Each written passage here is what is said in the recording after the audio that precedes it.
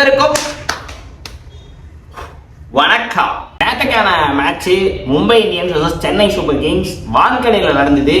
இந்த மேட்சுக்கு நிறைய எக்ஸ்பெக்டேஷன் இருந்தது. பொதுவாக சென்னை மும்பை மேட்ச்னா எக்ஸ்பெக்டேஷன் இருக்கும், ஆனால் யார் டாப்ல ஃபினிஷ் பண்ணுவாங்க அப்படின்னு சொல்லி ஒரு எக்ஸ்பெக்டேஷனாக இருக்கும். ஆனால் நேற்று எவன் பாட்டம்ல இல்லாம கொஞ்சமாவது மேலே போறதுக்கு சான்ஸ் இருக்கு அப்படின்னு சொல்லி ஒரு சண்டை. ஆனாலும் அது பார்க்க நல்லா தான் இருந்துச்சு. வான்கடையில வச்சு இந்த மும்பை இந்தியன்ஸ் 5 கேப்டனோட வந்தாங்க. 5 இல்லை, எனக்கு தெரிஞ்சு 7 கேப்டனோட வந்தாங்க. அப்படியே வச்சு ஒரு அடி அங்கேயே வச்சு ரொம்ப ஒரு ஜாலியா இருந்தது நண்பர்களே. நீங்க நேற்றுக்கான மேட்ச் பாத்தீங்களா, எப்படி இருந்தது அப்படின்னு சொல்லி கமெண்ட் பண்ணுங்க.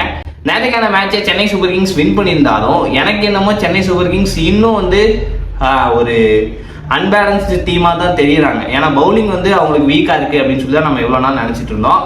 பார்த்தா அவங்களோட பவுலிங் அப்படி இருக்கு, ஸ்ட்ராங்காக இருக்காங்க. ஆனால் அவங்களோட பேட்டிங்கில் தான் இப்போ வரைக்கும் ஒரு பெரிய கொஸ்டின் மார்க் இருக்குது. எனக்கு என்னென்னா, ருத்ராஜ் கெய்க்வாட் ஒரு பக்கம் ஃபார்முக்கே வர மாட்டான். நேற்று ருத்ராஜ் கெய்க்வாட் தான் ஃபார்முக்கு வருவான் அப்படின்னு சொல்லி எதிர்பார்த்தேன். பார்த்தா சஞ்சு சாம்சன் மறுபடியும் ஒரு 100 அடிச்சா வான்கடையில் பூந்து. சிஎஸ்கேக்காக ஒரே சீசன்ல 2 செஞ்சுரி அடிச்சது இதுக்கு முன்னாடி நம்ம தலைவர் முரளி விஜய், அதுக்கப்புறம் ஷேன் வாட்சன், இப்போ அதில் சஞ்சு சாம்சன் இணையறாரு. இந்த சீசன்ல இதுக்கப்புறம் ஏதாவது ஒரு செஞ்சுரி அடிச்சாலும் ஒரே சீசன்ல ஹையஸ்ட் செஞ்சுரி அடிச்ச சென்னை பிளேயரா சஞ்சு சாம்சன் தான் இருப்பாரு. நேற்றுக்கான மேட்ச் ரொம்ப சுமூகமா முடிஞ்சுது. ஒரு பக்கம் சென்னை ஜெயிச்சிருச்சுன்ற சந்தோஷம் இருந்தாலும், இன்னொரு பக்கம் நம்ம பங்காளிங்க இப்படி நாசமா போய்கிட்டு இருக்காங்களே அப்படின்னு சொல்லி ஒரு சின்ன வருத்தம் இருக்கதான் செஞ்சுது. பரவாயில்ல, மறுபடியும் மும்பை இந்தியன்ஸ்க்கு அடுத்து சேப்பாக்கில் சென்னை சூப்பர் கிங்ஸ் கூட மே 2ஆம் தேதி ஒரு மேட்ச் இருக்கு. அதுல ஒரு பயங்கரமான அடி காத்திருக்கு அப்படின்னு சொல்லி நினைக்கிறேன். எனிவே, என்ன நடந்தாலும் பரவாயில்ல நண்பர்களே. இதுக்கப்புறம் நம்மளோட ஒரே ஒரு கொள்கை, ஸ்ட்ரெயிட்டா நெடுன்னு எப்படியாவது அந்த டாப் 4ல கம்ப்ளீட் பண்ணணும், அவ்வளவுதான். சென்னை சூப்பர் கிங்ஸ்க்கு நேற்றுக்கான மேட்ச்ல சஞ்சு சாம்சன் காப்பாற்றி விட்டாரு. ஆனா இப்போ வரைக்கும் சென்னை சூப்பர் கிங்ஸோட பேட்டிங் ஆர்டர் ஒரு மாதிரி இன்னும் தகுடு தட்டாம போட்டுக்கிட்டு தான் இருக்கு. காரணம் என்ன அப்படின்னு சொல்லி பார்க்கும்போது, ஃபர்ஸ்ட் டாப் 3ல சஞ்சு சாம்சன், ருத்ராஜ் கெய்க்வாட், ஆயுஷ் மாத்ரே 3 பேர் இருப்பாங்க. டாப் 2ல யாராவது ஒருத்தர் ஃபெயிலியர் ஆனா கூட ஆயுஷ் மாத்ரே அந்த இடத்த நல்லா ரீபில்ட் பண்ணுவாரு, முடிஞ்ச வரைக்கும் 2 அடிச்சு கொடுப்பாரு. இப்போ ஆயுஷ் மாத்ரே இருக்க இடத்துல உருவில் பட்டேல் இவங்க இறக்குவாங்கன்னு பார்த்தா சர்ஃப்ராஸ் கானை கொண்டு ஒன் டவுன் ஆட வச்சுட்டாங்க. சர்ஃப்ராஸ் கானோட வீக்னஸ் ஸ்பின்னை பெருசா அவர்னால நல்ல ஷாட் கிளியர் பண்ற மாதிரி அடிக்க முடியாது அப்படின்னு சொல்லி நிறைய பேர் கண்டுபிடிச்சிட்டாங்க. ஸோ சர்ஃப்ராஸ் கான் பேட்டிங் ஆடினார்னாலே ஸ்பின்னை போட்டு எப்படியாவது இந்த மயில எடுத்துடலாம், இல்லைன்னா ரன் ரேட்டை கம்மி பண்ணி விட்டுறலாம்னு சொல்லி கரெக்டா ஒரு பிளானோட ஸ்பின்னரை போட வைக்கிறாங்க. ஆனா உர்வில் பட்டேல் ஸ்பின்னு ஸ்பீடுன்னு சொல்லி 2யுமே நல்லா ஆடுவாரு. அவர் ஏன் இப்போ வரையும் ஆட வைக்க மாட்டாங்கன்னு எனக்கு புரிய மாட்டேங்குது. இவங்க கார்த்திக் சர்மாவை 14 கோடி கொடுத்து எடுத்தனால அந்த இப்போ நாங்கள் எடுத்த பை கரெக்டு அப்படின்னு சொல்லி நீங்கள் நம்பணும். அதுக்கு இந்த பையோட ஏதாவது ஒரு மேட்ச் பர்ஃபார்ம் பண்ணுவோம், அது வரையும் நாங்கள் ஆட வச்சுக்கிட்டே இருக்கோம்னு சொல்லி ரிப்பீட்டாக கொடுத்துக்கிட்டே இருக்க மாதிரி இருக்கு. சென்னை ஒரு நல்ல பொசிஷனில் இருக்கும்போது ஒரு புது பிளேயரை ட்ரை பண்ணுறது தப்பில்லை. ஆனால் ஆல்ரெடி ஃபினிஷிங்கில் நமக்கு பெருசாக ஆள் யாரும் இல்லை அப்படின்றப்ப அந்த இடத்துல மறுபடியும் ஒரே விஷயத்த ரிப்பீட் பண்ணி ஃபெயிலியர் ஆகிறது பார்க்கறதுக்கே கொஞ்சம் கண்ட்ராவியா இருக்கு. இப்போ சென்னை சூப்பர் கிங்ஸ்க்கு ஸ்டில் இருக்க நிறைய பிரச்சனைகள்ல ஒரு சில பிரச்சனைகள் என்ன அப்படின்னு சொல்லி பார்ப்போம். அதுல ஃபர்ஸ்ட் பிரச்சனை என்ன அப்படின்னா, அந்த டாப் 3 தான். சஞ்சு சாம்சனோட விக்கெட்டை சீக்கிரமா எடுத்துட்டாங்கன்னா அதுக்கப்புறம் ஒரு பெரிய நாக் ஆடுறதுக்கான பேட்ஸ்மேன் இல்லாத மாதிரி இருக்கு. அந்த இடத்துல தான் எனக்கு உர்வில் பட்டேல் ஆடினா இன்னும் பெட்டரா இருக்கும், அவர் கொஞ்சம் எக்ஸ்பீரியன்ஸ் நல்லா இருக்கும் அப்படின்னு சொல்லி எனக்கு தோணுது. ஆனா இவங்க உர்வில் பட்டேல் ஆட வைக்க மாட்டாங்க. இன்னொரு பிரச்சனை என்ன அப்படின்னு சொல்லி பார்த்தா, அகில் ஹுசைனை மெயின் 11ல வைக்காம இவங்க இம்பாக்ட் பிளேயர்ல வச்சிருக்காங்க. அகில் ஹுசைனை இம்பாக்ட் பிளேயர்ல வைக்கிறது தப்பு இல்லை, ஆனா இம்பாக்ட் பிளேயர்ல அகில் ஹுசைன் தான் ஆடுறாரு அப்படின்னு சொல்லி இவங்க கன்ஃபார்மா வைக்காம நேற்றுக்கே பிரசாந்த் வீரும் உர்வில் பட்டேல் 2 பேருமே பேடர் அப் ஆயிட்டாங்க. 2 பேருமே பேட் கட்டி ரெடியா உட்காந்து இருந்தாங்க. சப்போஸ் கார்த்திக் சர்மாவோட விக்கெட் இயர்லியா போயிருந்ததுன்னா அந்த இடத்துல பிரசாந்த் வீர் இல்லைன்னா உர்வில் பட்டேல் இறக்கி விட்டுருப்பாங்க. அகில் ஹுசைனா மேட்ச்லயே இருந்திருக்க மாட்டாரு. அகில் ஹுசைன் மேட்ச்ல நம்ம பவுலிங் போடலன்னா நேற்றுக்கான மேட்ச் தலைவன் தான் 4 விக்கெட்டை எடுத்து மேட்சை ஒட்டுமொத்தமா சென்னை கையில கொண்டு கொடுத்தான். அப்படிப்பட்ட ஒருத்தனே மேட்ச்ல இல்லாம போயிருந்திருக்கும். அதுக்கப்புறம் சென்னையோட நிலைமை என்ன இருக்கும் அப்படின்றது ஆடி இருந்தாலும் தெரிஞ்சிருக்கும். ஸோ அகில் ஹுசைனை மெயின் 11ல இவங்க ஃபிட் பண்ணாமல் இருக்கிறது எனக்கு ஸ்டில் ரொம்ப கன்ஃபியூஸ் ஆகிற மாதிரி இருக்கு. ஏன்னா இயர்லியா இன்னொரு விக்கெட் மட்டும் போயிருந்ததுன்னா மாற்றி இறக்கி விட்டுருப்பாங்க, ஒட்டுமொத்த மேட்சுமே கொலாப் ஆயிருக்கும். அகில் ஹுசைனை மெயின் 11ல ஆட வச்சுட்டு இம்பாக்ட் பிளேயர்ல குர்ஜப்ரீத் சிங்கையும் கார்த்திக் சர்மாவையும் வேணா வச்சு மேனேஜ் பண்ணி யாராவது நல்லா விளாண்டாங்க அப்படின்னா மறுபடியும் ஒரு பேட்டரை இறக்கணும்னா உர்வில் பட்டேலோ இல்லைன்னா பிரசாந்த் வீரோ இறக்குங்க. இல்லை இவங்க மேலேயே மேனேஜ் பண்ணிட்டாங்க அப்படின்னா நம்ம குர்ஜப்ரீத் சிங்கை வச்சு பால் போட வைக்கலாம். ஏன்னா குர்ஜப்ரீத் சிங் கூட பெருசாக இம்பாக்ட் கிரியேட் பண்ணல. ஆனால் ஸ்பின்னிங்க்கு இப்போதைக்கு 100 அண்ட் அகில் ஹுசைன் 2 பேரோட காம்போ தான் ரொம்ப நல்லா இருக்கு. இவங்க அதை நிறைய இடத்துல பிரிக்கிறதுக்கு அலமோதுற மாதிரியே இருக்கு. இன்னொரு பெரிய பிரச்சனை என்ன அப்படின்னா middle order. Dewald Brevis of course அவர் வந்து பேட்டிங்கே அப்படிதான், சும்மா தலைவன் சுத்திக்கிட்டே இருப்பான், பட்டா பாக்கியம் படாட்டி லேக்கின்ற மாதிரி. அது ஒரு சில டைம் கிளிக் ஆகும், ஒரு சில டைம் வந்து அவுட் ஆகிறதுக்கு வாய்ப்பு இருக்கு. ஆனா இந்த சிவம் டூபேன்னு சொன்னாலே வெறியாகுது நண்பர்களே.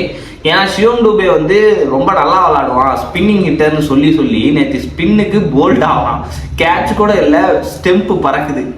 என் தலைவன் என்ன ஆச்சு ஏதுன்றது தெரியல, ஒட்டுமொத்த ஃபார்மையுமே இழந்து டூபே வந்து குரூப்ல டூபே மாதிரி சுத்திக்கிட்டு இருக்கான். எனக்கு இது என்னமோ பாக்குறதுக்கே ஒரு மாதிரியா இருக்கு நண்பர்களே. இப்ப சென்னையோட ஒட்டுமொத்த பேட்டிங் ஆர்டருமே வந்துட்டு to depend on Sanju Samson மாதிரி தான் எனக்கு தோணுது. இதுக்கு முன்னாடி ஆயுஷ் மாத்திரை இருந்தப்ப அதை மேனேஜ் பண்றதுக்கு நல்லா இருந்தது. இப்போ சஞ்சு சாம்சன் விட்டா ருத்ராஜ் கெய்க்வாட்டும் ஃபார்முல இல்லை, சர்ஃப்ராஸ் கார்னாலையும் ஒரு பெரிய இன்னிங்ஸ் ஆட முடியல, சிவம் டூபேனாலையும் வந்துட்டு நல்லா மேட்சை கொண்டு போக முடியல. டக்குன்னு ஒன்று கட்டை போட்டாடுறான், இல்லைன்னா வந்து அவுட் ஆயிடுறான். பாலை வந்து பழைய டூபே மாதிரி நல்லா மிடில் ஹிட் பண்ணி சிக்ஸ் எல்லாம் ஒன்றும் அவ்வளோக்கா அடிக்க முடியல. டெவால் பிரேவிஸ் வந்து இங்கே இருக்க யாராவது ஒருத்தர் கொஞ்சம் நல்லா கான்ட்ரிபியூட் பண்ணாங்கன்னா கொஞ்சம் ப்ரெஷர் கம்மியாகி நல்லா விளையாடுவார் அப்படின்னு சொல்லி நினைக்கிறேன். ஃபினிஷ் பண்ணுறதுக்கும் ஆள் இல்லை. கார்த்திக் சர்மா எனக்கு இன்னும் இப்பயுமே வந்து 19 பாலுக்கு 18 இந்த மாதிரிலாம் அடிச்சிட்டு இருக்கிறது ஒரு ஃபினிஷர் ரோலில் வந்து பெருசாக ஒர்க் ஆகாத மாதிரி தான் எனக்கு தோணுது. ஸோ இது எல்லாமே இன்னும் சென்னை சூப்பர் கிங்ஸ்க்கு ஒரு ப்ராப்ளமாக தான் இருக்குது. பவுலிங் தான் நமக்கு வந்து சென்னை சூப்பர் கிங்ஸ்க்கு ஒரு ப்ராப்ளமாக இருக்குன்னு பார்த்தா பவுலிங் வந்து ஒரு மாதிரி ஷார்ட் அவுட் ஆயிடுச்சு. ஆனால் பேட்டிங் தான் வந்து ரொம்ப பெரிய கொஸ்டின் மார்க்காக இருக்குது. இந்த ஒரு பேட்டிங்கை வச்சு நம்மளால் வந்து லக்னோவையோ குஜராத்தையோ இல்லை வந்து யாராவது ஒரு டீம் நல்லா விளையாடாதப்ப மேனேஜ் பண்ணிட முடியும். சப்போஸ் பிளே ஆஃப்ஸ்குள்ள போயிட்டோம் அப்படின்னா kings 11 Punjab, RCB, RR, SRH இவங்க கூட எல்லாம் ஆடும்போது ஸ்ட்ரபிள் பண்ணுவோம் அப்படின்னு சொல்லி தோணுது. மூஞ்சி வேற லைட்டாக வீங்கின மாதிரி இருக்கு. இதுக்கான காரணம் என்னன்னா, பேட்டிங் ஆடும்போது பேட்டை சுற்றி கண்ணுலேயே அடிச்சுக்கிட்டேன். சும்மா நங்குன்னு அடிச்சுது. நேற்று லைட்டாக தான் அடிச்சுது. அதுக்கப்புறம் பார்த்தா காலைல புஃப்னு வீங்கி போச்சு நண்பர்களே.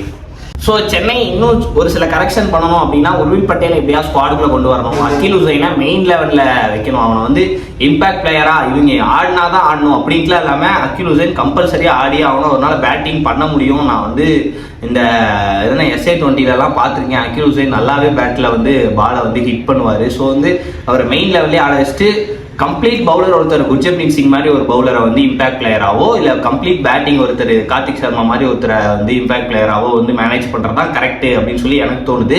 அண்ட் ஸ்டில் வந்து மிடில் ஆர்டரில் ஒரு சின்ன கன்சிடர் இருக்குது. இந்த சிவம் டூபேவும் டெவால் பிரேவிஸோட ஃபார்ம் வந்து மிடில் ஆர்டரை ரொம்ப பெரிய ஒரு கொஸ்டின் மார்க்காக மாற்றுது.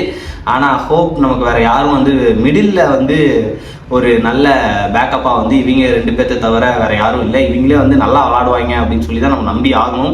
இன்னும் இப்போ வந்து 7 மேட்ச் முடிஞ்சிருக்கு. இப்போதைக்கு நம்ம 5th பிளேஸில் இருக்கோம். இதுக்கப்புறம் நம்ம அடுத்தடுத்த மேட்ச்சு, இதுக்கப்புறம் ஜிடி கூட ஒரு மேட்ச் இருக்குது. அண்ட் மும்பை வந்து சேப்பாக்கு வராங்க, அந்த மேட்ச் இருக்குது. இது எல்லாத்துலேயும் வந்து கொஞ்சம் நல்லா வின் பண்ணால் மட்டும்தான் நம்மளால் அடுத்த பொசிஷன் போக முடியும். சென்னை சூப்பர் கிங்ஸ் என்ன பண்ணுறாங்க அப்படின்னு சொல்லி பார்ப்போம். அடுத்த மேட்சாவது உர்வில் பட்டேலை கொண்டு வரணும் அப்படின்னு சொல்லி நான் வந்து ரொம்ப நம்புறேன். ஏன்னா இப்போதைக்கு பேட்டிங் ஆர்டர் முன்னாடியே சொன்ன மாதிரி ஒரு மாதிரி தகுடுதத்தா மாதிரி தான் இருக்குது. உர்வில் பட்டேல் வந்தால் அட்லீஸ்ட் வந்து இன்னும் கொஞ்சம் ஸ்ட்ராங்கராக இருக்கும் பேட்டிங் அப்படின்னு சொல்லி என்னோட தோணல். மற்ற யாரும் ஃபார்ம்ல இல்லாதப்ப உர்வில் பட்டேலுக்கு ஒரு சான்ஸ் கொடுக்கலாம் அப்படின்னு சொல்லிட்டு எனக்கு இப்போதைக்கு சென்னையோட பேட்டிங்கும் பவுலிங் எல்லாம் பார்க்கும்போது இப்படிதான் தோணுது. மற்றபடி நேற்றுக்கான மேட்ச்ல இருந்து பார்க்கும்போது எல்லாருமே ரொம்ப நல்லா பண்ணியிருந்தாங்க பவுலிங்ல. அஃப்கோர்ஸ் வந்து அன்சுல் கம்போஜ் இப்போ பர்பிள் கேப்போட ஹோல்டராக மாறிட்டாரு. அண்ட் 2 பேர் ஸ்பின்னிங் ட்ரையோ அப்படின்னு சொல்லிட்டு நூர் அகமது அண்டு நம்ம தலைவர் அகில் உசைன் 2 பேருமே வந்து ரொம்ப நல்லா பாலை ஸ்பின் பண்ணுறாங்க. பேக்கப் பவுலராக முகேஷ் சௌத்ரியும் வந்து குர்ஜப்ரீத் சிங்கும் முடிஞ்ச வரைக்கும் அவங்களும் ரொம்ப நல்லா போடுறாங்க. பவுலிங் ஒரு மாதிரி ஷார்ட் அவுட் ஆன மாதிரி தான் இருக்குது. பட் பேட்டிங்கில் இன்னும் ஒரு சில கேள்விக்குறிகள் இருக்குது. நேற்றுக்கு சேட்டன் சிங்கிள் ஆளாக ஒரே ஆளாக நின்று மேட்சை வந்து நமக்கு கொண்டு வந்து கொடுத்துட்டாரு. எல்லா மேட்சும் சேட்டனே டூ டிபெண்டாக இருக்க முடியாது. அதனால யாராவது ஒருத்தர் வந்து நல்லா விளாடுவாங்க அப்படின்னு சொல்லி நான் நம்புகிறேன். பார்ப்போம். நீங்கள் வந்து சென்னை சூப்பர் கிங்ஸில் எந்த மாதிரி பிளேயிங் 11 செட் பண்ணால் நல்லாயிருக்கும்? ஏன்னா வந்து மகேந்திர சிங் தோனி இதுக்கப்புறம் ஃபிட் ஆயிடுவார் அப்படின்னு சொல்லி நினைக்கிறேன். ஸோ தலைவன் வந்துட்டான் அப்படின்னா வந்துட்டு டெஃபினட்டாக வந்து அந்த எண்டில் நமக்கு ஒரு கான்ஃபிடென்ட் இருக்கும். லாஸ்ட் சமயத்தில் ஒரு சில பாலை ஹிட் பண்ணி நல்ல ஸ்கோருக்கு எடுத்துகிட்டு போக முடியும் அப்படின்னு சொல்லிட்டு. மகேந்திர சிங் தோனியை விட ஒரு நல்ல ஃபினிஷர் நம்ம டீமுக்கு கிடைச்சிட முடியாது. ஆனால் எவ்வளோ நாள் தான் ஒரே நம்பி இருப்போம்? அவருக்கு வந்து சப்போஸ் ரிட்டையர்மெண்ட்லாம் ஆகிட்டாருன்னா அதுக்கப்புறம் யார் அந்த இடத்த ரீப்ளேஸ் பண்ணுவாங்க? அவங்க வந்து இப்போ கான்ட்ரிபியூட் பண்ணியே ஆகணும். ஸோ அங்கெல்லாம் பார்க்கும்போது தான் லைட்டாக கொஞ்சம் இருக்க மாதிரி இருக்கு. நம்பிக்கை வைப்போம் அடுத்தடுத்த மேட்ச்ல சென்னை சூப்பர் கிங்ஸ் நல்லா பண்ணுவாங்க அப்படின்னு சொல்லிட்டு. நீங்க நேற்றுக்கான மேட்சை பார்த்தீங்களா? நேற்றுக்கான மேட்ச் எப்படி இருந்தது? அண்ட் சென்னை சூப்பர் கிங்ஸ் இப்போ வரைக்கும் எந்த மாதிரியான பிளேயிங் செட் பண்ணா நல்லா இருக்கும் அப்படின்னு சொல்லி ஒரு மாதிரி கண்டுபிடிச்சி வச்சிருக்காங்க. ஆனால் அதிலிருந்து இன்னும் ஒரு சில கரெக்ஷன் எனக்கு இருக்கு. உங்களுக்கு எந்த மாதிரி பிளேயிங் லெவல் செட் பண்ணால் சென்னை சூப்பர் கிங்ஸ் அடுத்தடுத்த மேட்ச்ல ரொம்ப நல்லா பண்ண முடியும் அப்படின்னு சொல்லி தோணுச்சுன்னா அதை கமெண்ட் பண்ணுங்க. நெக்ஸ்ட் வீடியோவில் பார்ப்போம். அது வரைக்கும்